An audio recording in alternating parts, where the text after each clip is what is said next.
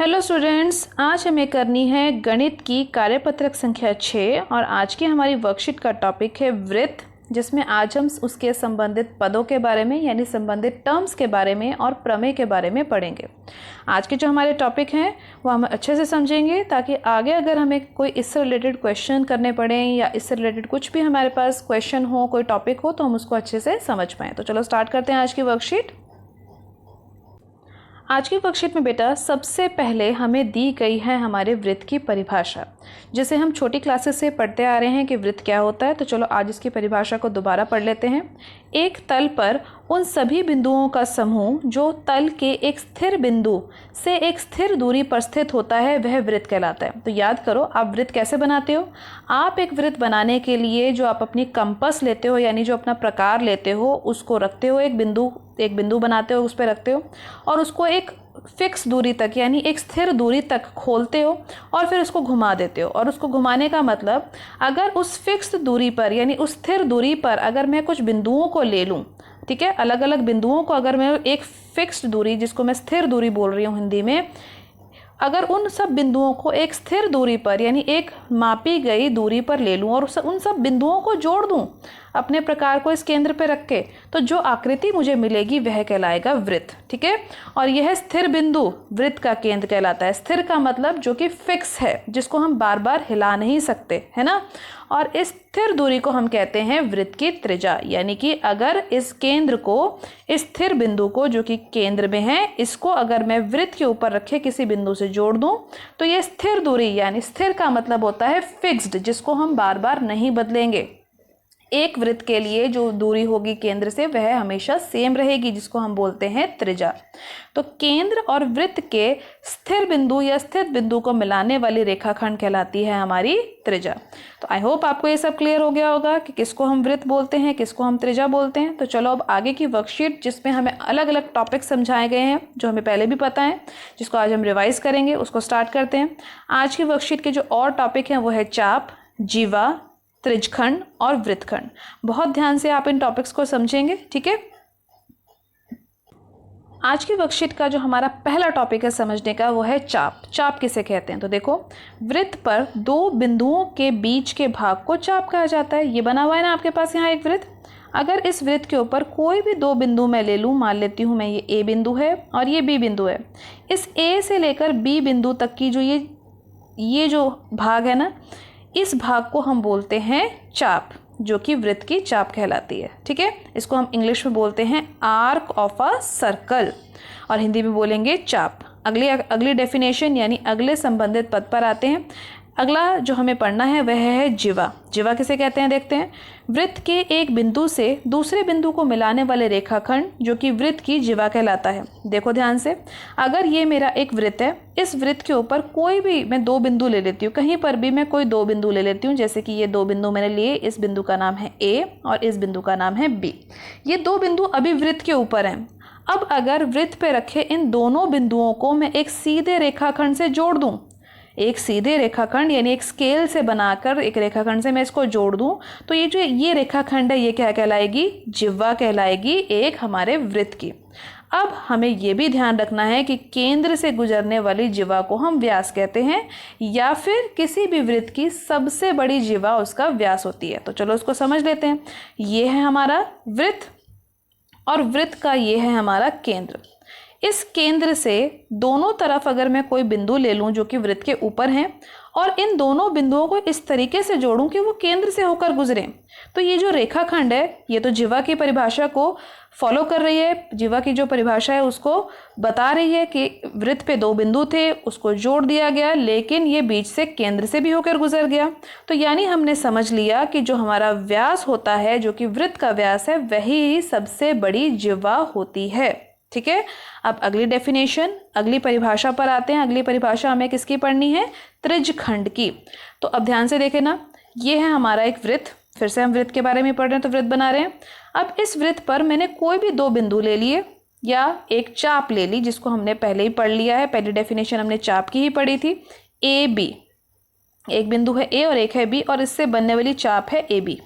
ठीक है, अब इस चाप के जो अंतिम बिंदु हैं या जो अंत वाले बिंदु हैं जो कि ए और बी है, इन बिंदुओं को अगर मैं एक एक करके केंद्र से जोड़ दूं, अगर मैं O को A से जोड़ दूं तो ये क्या कहलाएगी मेरी ये रेखाखंड, ये कहलाएगी मेरी त्रिज्या। याद है ना, अभी हमने त्रिज्या की डेफिनेशन पढ़ी थी, ये है हमारी त्रिज्या। इसी तरीके से अगर मैं B को O से जोड़ दूं तो ये रेखा भी त्रिज्याखंड कहलाएगी। अब ये त्रिज्या और ये त्रिज्या, ये दोनों ही त्रिज्याएं हैं, और ये A से B तक का जो भाग था ये क्या था, ये था हमारा चाप। तो यानी चाप और दोनों तरफ से त्रिज्याओं से घिरे हुए जो भाग है, जो इसके बीच में ये भाग बन रहा है, ये पीला वाला भाग, यह भाग देखो ध्यान से, ये वाला भाग, यही भाग हमारा क्या कहलाता है, त्रिज्यखंड। तो आपने याद रखना है यह भाग क्या कहलाएगा, हमारा त्रिज्यखंड। नाउ बेटा नेक्स्ट क्वेश्चन ये आना चाहिए कि क्या सिर्फ ये नीचे वाला भाग ही त्रिज्यखंड कहलाएगा।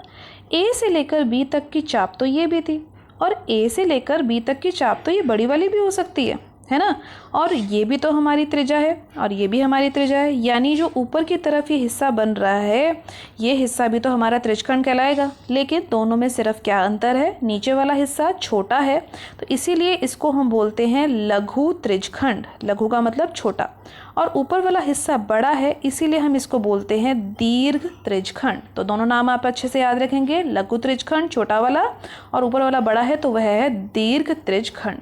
इसके बाद अगली डेफिनेशन हम करते हैं जो कि है वृत्तखंड की। अब देखिए वृत्तखंड क्या है, ये है हमारा वृत्त। तो जिह्वा और चाप के मध्य को वृत्तखंड कहते हैं, ठीक है। अब एक जिह्वा और एक चाप को हमें समझना है। तो अगर ये एक A बिंदु है और ये है एक B बिंदु है, तो A से लेकर B तक की बिंदु के ये जो ये वाला भाग है यह तो चाप कहलाएगी, और अगर मैं A और B को एक सीधी रेखाखंड से जोड़ दूं तो वह क्या कहलाएगी, जिह्वा कहलाएगी। इनके बीच का ये जो हिस्सा है यह कहलाता है हमारा त्रिज्यखंड। अब इसी तरीके से आप कह सकते हैं कि A से लेकर B तक तो ये भी चाप है, A से लेकर B तक तो ये भी जिह्वा है, तो ये जो ऊपर का बचा हुआ हिस्सा है ये भी तो वृत्तखंड कहलाएगा। वृत्तखंड का मतलब वृत्त का एक खंड, वृत्त का एक हिस्सा।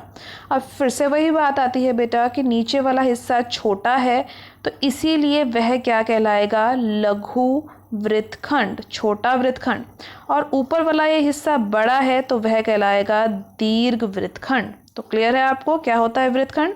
अब आगे की वर्कशीट हम करते हैं जिसमें हमें प्रमेय के बारे में पढ़ना है। प्रमेय को हमें सिद्ध करना नहीं सीखना है, हमें प्रमेय के कथन को अच्छे से समझना है, और इस तरीके से समझना है कि कभी भी किसी भी क्वेश्चन में, किसी भी जगह पर, किसी भी 10th में जब आप आ गए हैं तो किसी भी चैप्टर में अगर आपसे इससे रिलेटेड कोई क्वेश्चन पुटअप किया जाए, कुछ पूछा जाए, तो आप उसको अपनी समझ से अच्छे से कर पाएँ। तो चलो स्टार्ट करते हैं आगे की जो हमारी थ्योरम्स हैं उनको। आज की वर्कशीट में बेटा टोटल हमें 6 थ्योरम्स यानी 6 प्रमेयों के बारे में पढ़ना है, जिसके बारे में हम पहले भी पढ़ चुके हैं। तो चलो स्टार्ट करते हैं पहली प्रमेय से। पहली प्रमेय क्या कह रही है, वृत्त की बराबर जिह्वाएं केंद्र पर बराबर कोण अंतरित करती हैं यानी बनाती हैं, और इसका विलोम यानी इसका उल्टा अगर हम बोलें यानी इसकी कन्वर्स हम पढ़ें तो बोला जाता है कि यदि एक वृत्त की जिह्वाओं द्वारा केंद्र पर अंतरित कोण बराबर हो तो वो जिह्वाएं भी बराबर होती हैं। तो चलो एक एक करके समझते हैं। पहले हम इसके पहली लाइन को समझते हैं क्या बोला गया है। यदि एक ये वृत्त दे रखा है और इस वृत्त की ये 2 जिह्वाएं मुझे दे रखी हैं। पहली जिह्वा है AB, ये वाली रेखा जो मेरी बनी हुई है यहाँ पर, ये रेखा है AB जिसको हम वृत्त की जिह्वा बोल रहे हैं। अभी हमने पढ़ा था ना जिह्वा किसको बोलते हैं, और ये जिह्वा है मेरी PQ, ठीक है। अगर ये दोनों जिह्वाएं मेरी बराबर होंगी तो ये केंद्र पर जो कोण बनाएंगी, यानी A और B को अगर केंद्र से जोड़ दूं और इस P और Q को भी केंद्र से जोड़ दूं तो जो ये कोण यहाँ केंद्र पर बनाएंगी यह कोण भी बराबर होगा, ठीक है। और इसके विलोम में क्या बोला गया है, इसका उल्टा बोला गया है कि यानी मेरे को अगर ये कोण पहले से इक्वल दे रखे हैं, बराबर दे रखे हैं, तो मेरी ये जो जिह्वाएं हैं वह भी आपस में बराबर होंगी। तो यानी अगर मुझे AB बराबर है PQ पहले से ही दे रखी है तो मैं क्या बोलूँगी कि मेरे जो कोण बनेंगे AOB और POQ ये दोनों कोण आपस में बराबर होंगे। और विलोम में इसका उल्टा हो जाएगा, यानी अगर मेरे पास कोण पहले से बराबर दे रखे हैं तो मेरी जिह्वाएं भी बराबर होंगी। तो ये है मेरी पहली थ्योरम आज की जो हमें वृत्त से संबंधित प्रमेय पढ़नी थी, ठीक है। इसके बाद हम पढ़ते हैं दूसरी प्रमेय। दूसरी प्रमेय क्या कहती है, बहुत आसान प्रमेय है, आपने पहले भी पढ़ी हुई है कि एक वृत्त के केंद्र से एक जिह्वा पर डाला गया लंब जीवा को समद्विभाजित, सम का मतलब बराबर, द्वि का मतलब दो और भाजित का मतलब यानी दो बराबर हिस्सों में बांटता है। तो यानी कि यदि ए बी, ये जो ए से लेकर बी तक एक जीवा मुझे दे रखी है, इस ए बी पर केंद्र से एक लंब खींचा जाए, लंब का मतलब 90 डिग्री का एक कोण बना दिया जाए। तो ओ से लेकर, देखो ध्यान से, ये जो डी यहाँ पे लिखा गया है ये एक 90 डिग्री का कोण बना रहा है जिसको हम समद्विभाजित करवाएंगे, जिससे कि हम समद्विभाजित करवाएंगे। यानी ओ डी जो है लंब खींचा गया है ए बी पे। अब ये निशान देख रहे हैं, ये किस चीज़ का निशान है? ये है लंब का। अगर ये लंब बनाया जाता है तो ये हमारी जीवा को बराबर हिस्सों में बांट देता है, यानी कि ए डी बराबर होगी हमारी डी बी के। ये है हमारी प्रमेय कि केंद्र से जीवा पर खींचा गया या डाला गया लंब जीवा को समद्विभाजित करता है, यानी दो बराबर हिस्सों में बांट देता है। अब इसी का विलोम यानी इसका उल्टा अगर हम समझे तो हमें क्या बोला जाएगा कि जीवा जो है पहले से दो हिस्सों में बटी हुई है।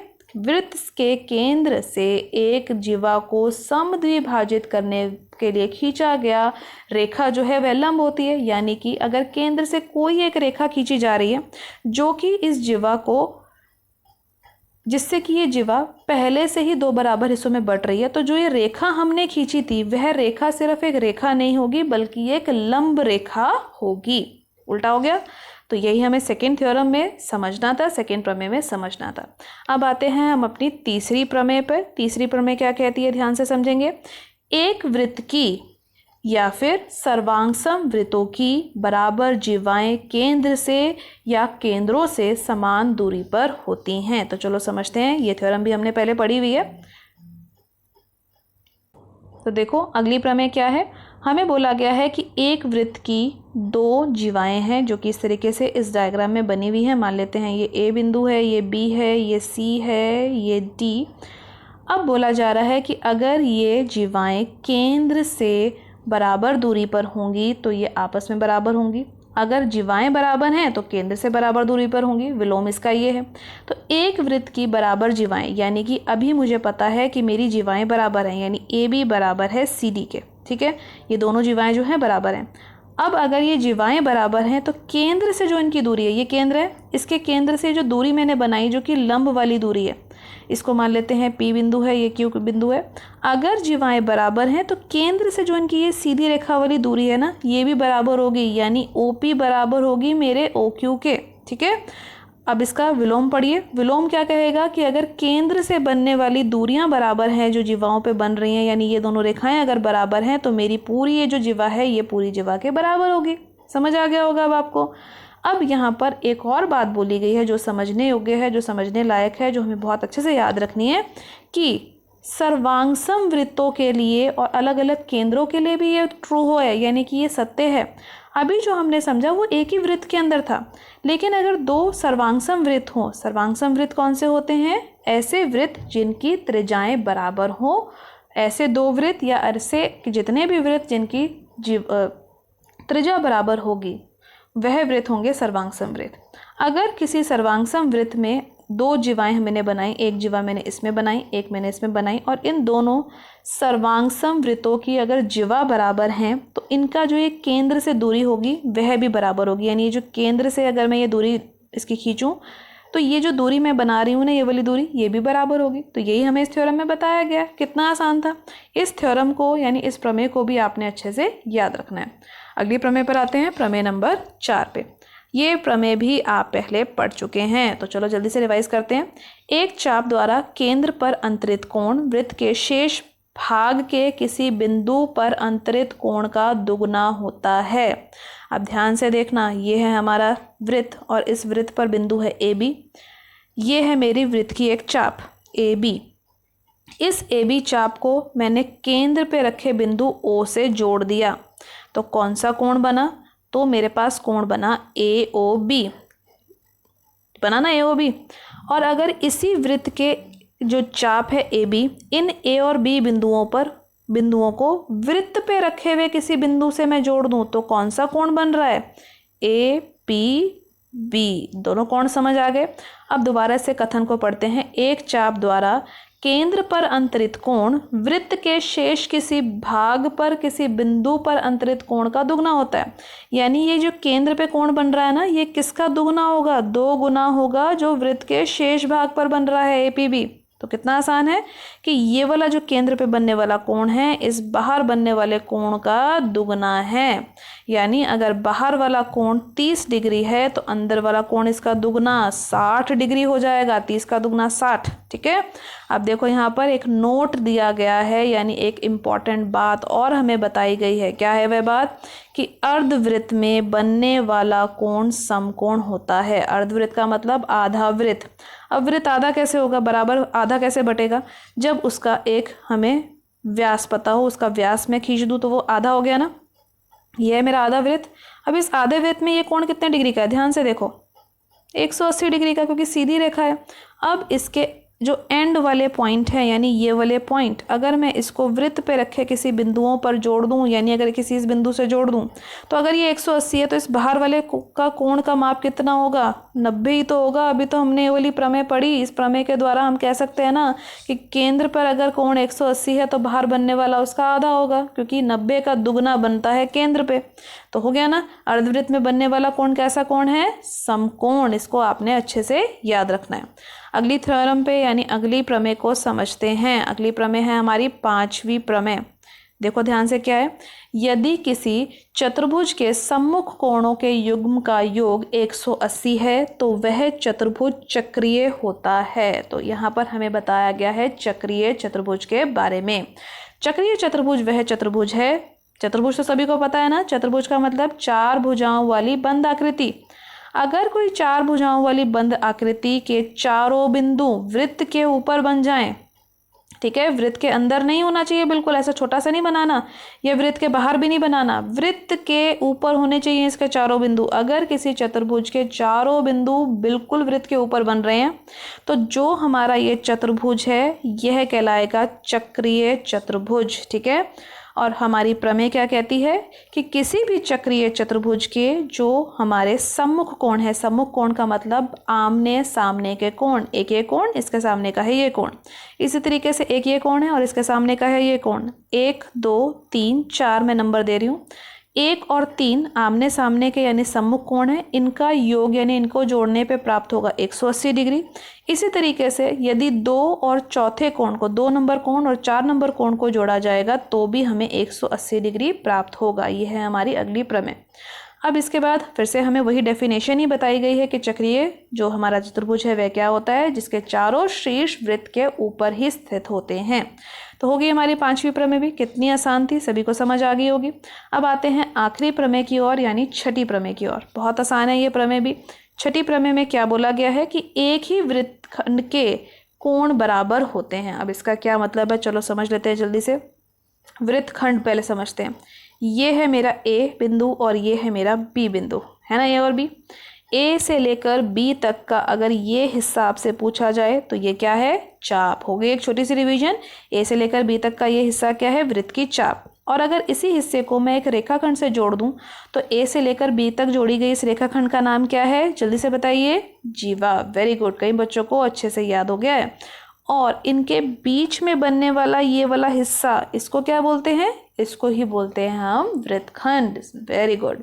अब देखो ध्यान से, अगर इस A और B बिंदु को वृत्त पर रखे हुए किसी बिंदु से जोड़ दिया जाए तो एक कोण बन रहा है ना। देखो ध्यान से, यहाँ पर लिखा भी हुआ है कोण A लिखा हुआ है इसके अंदर, ये है कोण A। और इसी A और बिंदु को एक और वृत्त के ऊपर रखे हुए बिंदु से जोड़ दूं, इधर वाले बिंदु से जोड़ दूं, तो कौन सा कोण बन रहा है, B। अब ध्यान दो, ये जो A और B बिंदु थे इसी को तो मैंने अलग अलग बिंदुओं से जोड़ा। एक बार मैंने इस बिंदु से जोड़ा, एक बार मैंने इस बिंदु से जोड़ा, तो जो कोण ये बनाएंगे वह कोण आपस में होंगे बराबर। यानी एक ही वृत्तखंड के कोण बराबर होते हैं। यानी अगर मैं कॉमन एक वृत्तखंड लूँ, ये AB वाला हिस्सा लूँ, इस AB के हिस्से से एक बार मैंने ये कोण बनाया वृत्त के ऊपर और एक बार मैंने ये कोण बनाया, तो ये दोनों कोण आपस में कैसे होंगे, बराबर होंगे। तो ये सभी प्रमेय आप पहले पढ़ चुके हैं। आज हमने इसकी रिवीजन करी है। अच्छे से इनको याद रखेंगे, अच्छे से समझेंगे। कभी भी अगर किसी भी क्वेश्चन में, कभी भी आपको 10th में कहीं पर भी ये क्वेश्चंस करने को मिले या किसी क्वेश्चन में आप इसको अप्लाई कर पाएँ तो आपने इसको इसलिए इसको अच्छे से याद रखना है। अब हम करते हैं आज की वर्कशीट के स्वयं प्रयास कीजिए प्रश्नों को। तो चलो ध्यान से देखो, पहला प्रश्न क्या है, वृत्त की सबसे बड़ी जिह्वा डैश कहलाती है। तो अभी मैंने वर्कशीट की बिल्कुल स्टार्टिंग में आपको समझाया था, वृत्त की सबसे बड़ी जिह्वा क्या कहलाती है, व्यास कहलाती है। तो यहाँ हम क्या भर देंगे, व्यास। आगे देखते हैं अगला क्वेश्चन क्या है, पहले मैं यहाँ लिख देती हूँ, ये क्या कहलाती है, व्यास कहलाती है। ठीक है, अगला क्वेश्चन देखो, जिह्वा और चाप के मध्य क्षेत्र को डैश कहते हैं। तो क्या कहते हैं, इन दोनों के बीच के हिस्से को, ध्यान से देखना, ये है हमारा वृत्त, ये है हमारी जिह्वा और चाप, ये है हमारी चाप। तो इन दोनों के बीच के हिस्से को, यानी कि इस हिस्से को हम क्या कहते हैं, मैंने अभी बताया, क्या बोलते हैं, वृत्तखंड बोलते हैं। वेरी गुड, कई बच्चों को तो बहुत अच्छे से याद भी हो गया है और समझ भी आ गया।